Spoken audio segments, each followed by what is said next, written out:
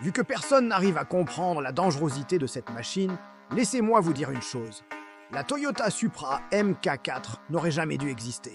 C'est vrai, vous avez bien entendu. Ce monstre mécanique, cette icône de la culture automobile japonaise, est en réalité le fruit d'une ambition démesurée. Une création qui a tellement dépassé les attentes qu'elle a forcé toute une industrie à se limiter.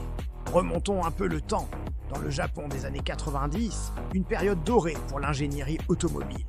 C'est à ce moment-là que les ingénieurs de Toyota, animés par une quête de performance absolue, ont donné naissance à un monstre caché sous un design élégant et intemporel.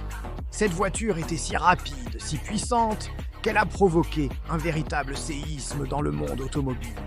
Les performances étaient tellement ahurissantes qu'elles ont poussé les principaux constructeurs japonais à signer un Gentleman's Agreement, un pacte secret. L'objectif, brider officiellement la puissance de toutes les voitures de sport vendues sur le marché local à un maximum de 280 chevaux. Enfin, c'était une mesure drastique, une tentative de calmer le jeu et de maintenir une certaine forme de parité. Mais pour la Supra, cette règle n'était qu'une simple façade, une illusion pour se conformer à la loi. La vérité, bien sûr, était tout autre. Le secret de cette machine diabolique se trouvait sous son long capot. Là, niché au cœur de la bête, se trouvait le légendaire moteur 2JZ GT. Ce n'était pas juste un moteur, c'était une œuvre d'art d'ingénierie. Un bloc 6 cylindres en ligne de 3 litres, biturbo, construit dans une fonte quasi indestructible.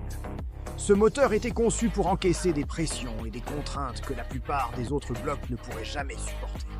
Officiellement, sur le papier, la Supra respectait scrupuleusement le pacte des 280 chevaux. Mais officieusement, tout le monde savait.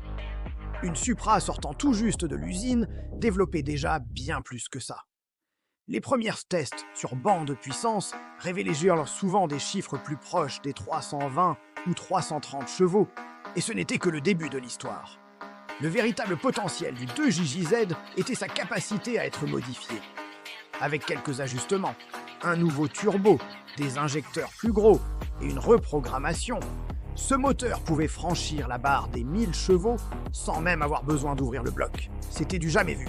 Une simple Toyota, une voiture de grande série, pouvait être transformée en une véritable tueuse de supercars, laissant sur place des Ferrari et des Lamborghini bien plus chers et exclusives.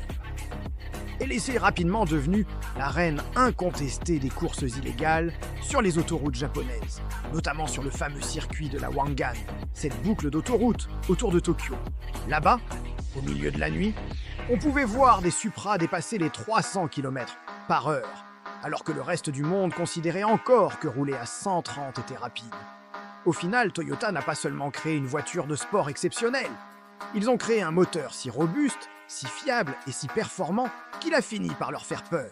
On raconte que le 2JZ est le seul moteur qui ne meurt jamais. Il attend juste patiemment qu'on écrase la pédale d'accélérateur pour libérer toute sa fureur. Aujourd'hui, des décennies plus tard, la Supra MK4 est devenue une icône intouchable.